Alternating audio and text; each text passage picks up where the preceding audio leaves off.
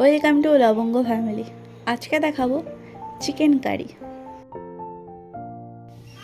চলো বেশি দেরি না করে উপকরণগুলো দেখিয়ে দিই। মাংসটা পরিষ্কার করে ধুয়ে হালকা একটু সর্ষে তেল আর হলুদ মাখানো ছিল।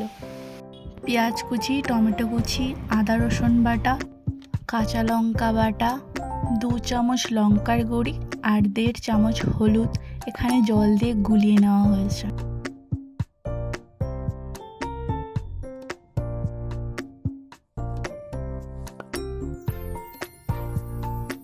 তারপর কড়াই বসিয়ে কড়াইটা গরম হয়ে গেলে সর্ষের তেল দিয়ে সর্ষের তেলটা গরম হয়ে গেলে 2টো তেজপাতা, শুকনো লঙ্কা আর কিছুটা জিরে দিয়ে ভালো করে ভেজে নিতে হবে।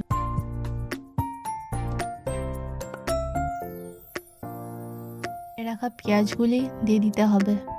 যতক্ষণ না পেঁয়াজগুলি ব্রাউন হয়ে যায় ততক্ষণ পর্যন্ত ভাজতে হবে। সেটা ব্রাউন হয়ে গেলে রসুন বাটাটা দিয়ে দিতে হবে। তারপর আদা বাটা দিয়ে দিতে হবে।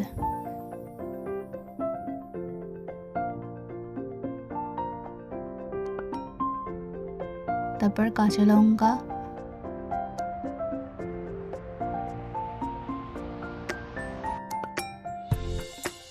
টমেটো,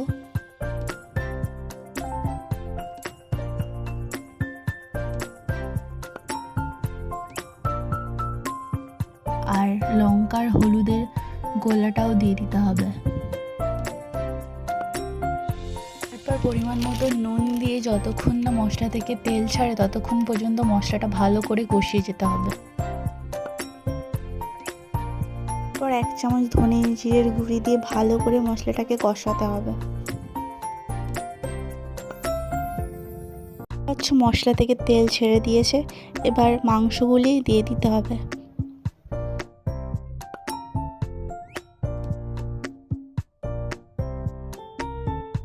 দিয়ে মাংসটাকে ভালো করে কষাতে হবে।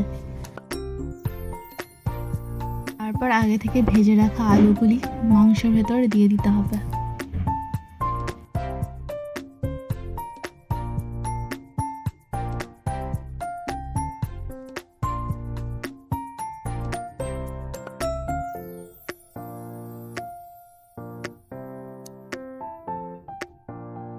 যেহেতু মাংসটা একদম গায়ে গায়েই রাখবো তাই অল্প পরিমাণে জল দিয়ে কিছুক্ষণ ফোটাবো।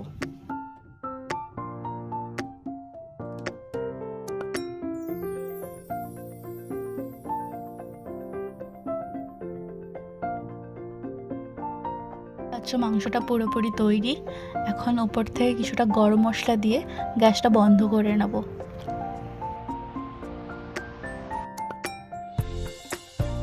চিকেন কারি তৈরি।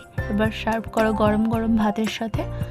তো আজকের ভিডিও এইটুকুই। ভালো লাগলে লাইক, কমেন্ট আর সাবস্ক্রাইব করতে ভুলবেন না। দেখা হবে একটা নতুন ভিডিওর সাথে।